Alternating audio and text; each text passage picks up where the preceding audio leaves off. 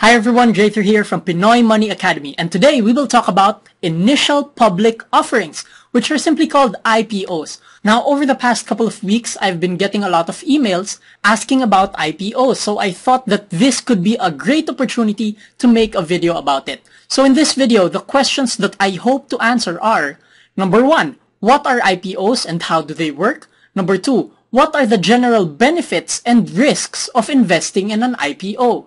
And number 3, what are the resources that can help you to determine if you should get into an IPO? That said, let's begin. What is an IPO? An IPO is short for Initial Public Offering, and this is one way wherein a corporation is introduced for the first time to the investing public. Bale, ito ang kauna-unahang opportunity ng investing public bumili ng shares of this privately owned company. So, how do IPOs work? It all starts with a privately held corporation that needs access to funds beyond what they currently can generate. Basically, kailangan nila ng pera, and to do this, they have two options. First is to borrow money, and yung cost nun is that they would have to pay interest on their loan. Their second option is to look for investors, and the cost of that would be they would have to share a portion of the profits to the new investors.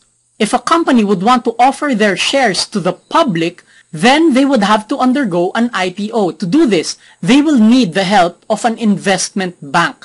The investment bank would then assess the value of the company and determine at what price they should sell their shares. Ang tawag dito ay yung underwriters. Now, the Philippine Stock Exchange, the PSE, they would manage this whole process and they would screen the companies and make sure that they are in fact complying with all of the requirements. When all is set and ready, on the IPO day, the shares will be publicly traded in the stock market. Now, what are the benefits and risks of investing in an IPO? First, the benefits. Well, there's a lot of money which can be made in IPOs. For instance, itong recent na Double Dragon stock code DD was very profitable. Imagine, the starting price was 2 pesos a share. On the first day of closing, the price was already 3 pesos per share, meaning instantly you gained 50%. So kung nag-invest ka ng 20,000, you could have made 10,000 pesos already in a single day with just several clicks of your mouse. 1 month later, the stock price is already at 4.7 pesos per share, meaning you gained 135%. Okay, so doble at lampas pa yung pera mo. Currently, as of May 14, the share price is already 7.26 pesos per share, making you gain at 263%. So, imagine if you were able to buy it at its offer price of 2 pesos. Ang dami talagang pera. Hindi lang naman Double Dragon ng ganito. May iba ring IPOs na napakabilis na panahon ay nag-double digit gains na agad. Halimbawa dito ang Pure Gold, yung PBB, Philippine Business Bank, pati na rin ang Coal Asia. So, yun ang pinaka-benefit ng IPO kasi may opportunity talaga kumita ng malaki ng mabilisan. Now, let's talk about the risks. One quality of an IPO is it usually gets hyped up. So, yung company, of course, wants its share price to go up. The investment banks and brokers would want the price to go up so they can make more money. Then, of course, the investing public also wants to make quick cash, so they hype it up in stock market investing groups and in other forums. And when people make money, they make a lot of noise. Kung ikaw ba naman kumita ng 10%, 20%, 50% in one day, hindi ka ba magse-celebrate? Now, this gives you the impression that IPOs are good investments kasi parang ang daming kumikita tapos kung san-san nababasa mo siya. And this might tempt you to go blindly in the stock kahit wala ka naman alam dito. Kahit na ba hindi ka pa marunong mag-trade. Basta alam mo lang, IPO, sige may pera dito. Now, let's look at the reality.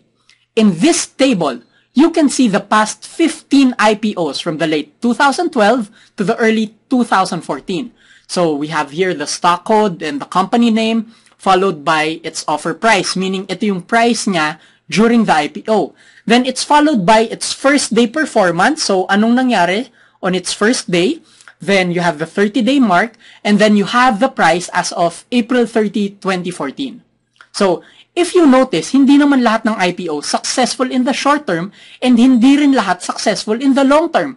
For instance, while you have PBB gaining 10% in its first day, merong ding DWC na talo ka ng 11%. In the 30-day horizon, you have CAL gaining 25%, pero meron ka ring TUGS losing 25%. And this year lang, while you have DNL gaining 112%, meaning more than double ang pera mo, meron ka ding CAL ulit kung saan kalahati naman ang pera mo at negative 55%. By looking at this table, I think dito makikita ang reality of what it is like to invest in IPOs. Kasi, oo, meron talagang mga superstars. Meron din mga pwede na, meron din mga palpak. So, just because it's an IPO, it doesn't mean it's a good investment. Ang IPO po ay hindi isang popularity contest, kahit mukha itong ganito. So, what's my recommendation towards IPOs? Well, you should treat it like any other investment. Hindi porket IPO, sasaba ka na ng hindi handa. Do your due diligence and have an investing or a trading plan. And this brings us to the last part of this video, which is, where do you get information about these companies? This is actually more challenging than usual kasi kapag IPO, the company is still new to the stock exchange, meaning wala pa itong public track record. Add to that the fact that certain organizations may want to hype up the stock. So, yung mga news na naririnig mo, puro maganda. Parang walang bad news. Ganun yung dating ng IPO. So, how do you go about researching the details of an IPO? The most common thing that people do are to do a Google search. But actually, this is quite ineffective because it's just gonna be a bunch of media articles and, you know, ang details lang na makikita mo dito ay very limited. Like, sino yung owners, ano yung company background, kailan mangyari yung launch, magkano yung offer price. And so, I don't recommend this at all. Sayang lang sa oras. So, I have two suggestions when it comes to doing research for IPOs. Your first option is to go to www.pse.com.ph. Ito yung official website ng PSE. So, actually, let's do that now. Okay? Here at the PSE website, you will be able to find information of the companies about to go into an IPO. To do that, you have to look here to the left side and click on Listings and Disclosures. A menu would pop up and then you click on New Listings/IPO. This table will now show up. This table shows the most recent and upcoming IPOs. And to get the details about the company, you just click on the download button so you can view their prospectus. So let's just right-click and open it in a new tab.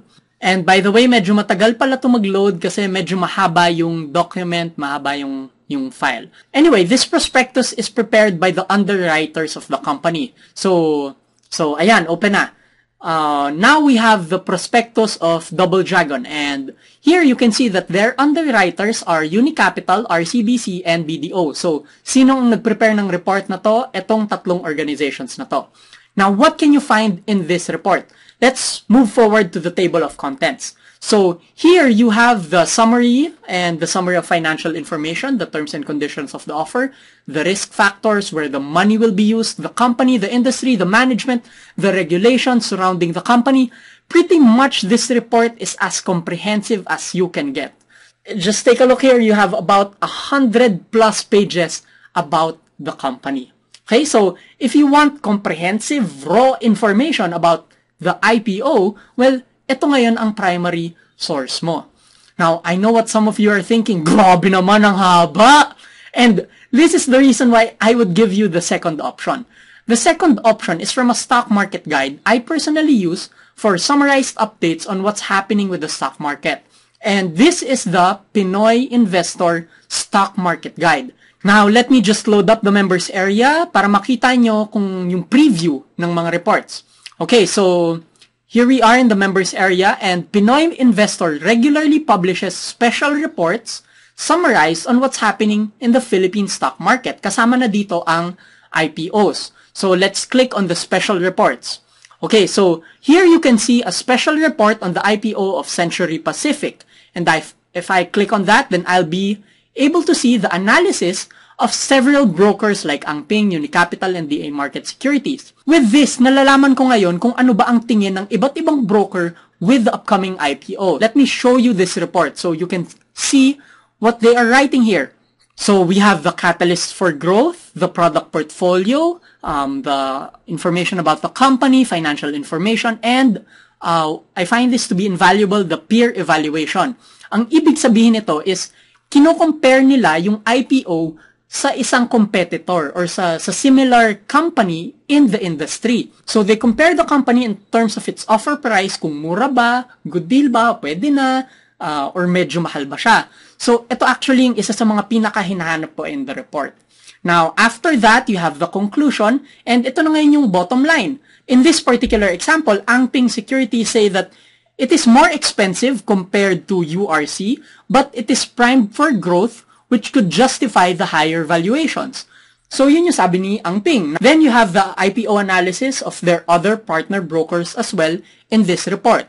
Paminsan, pare-pareho sila ng recommendation, paminsan, hindi rin. But the great thing about it is that because of this report, at least you're getting summarized information from multiple reliable sources. Now, to get a copy of this Pinoy Investor Report, you can get more information at www.stockmarketforpinoys.com/Pinoy Investor.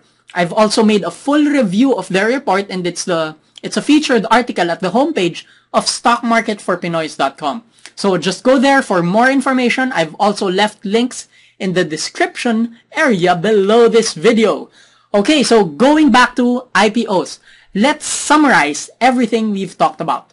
Number one, what is an IPO? It is the first time a privately held corporation will be offering its shares to the public. Number two, what are the benefits and risks? Well, you can make money in some IPOs, but you should still do your due diligence, understand the company, and of course, have your trading or investing plan prepared. And finally, number three, where can you get information on IPOs? Your first option is to go to the PSE website and download the prospectus. This is if you want to read the 100-plus page full report. And another option you have is to get the summaries from the Pinoy Investor Stock Market Guide, where you can get the analysis of their partner brokers. You can learn more about it at stockmarketforpinoys.com/Pinoy Investor. So that's it for this video. Thank you very much for watching, and I really hope you learned a lot. If you want to learn more, you can check out the links in the description below. You have several resources there.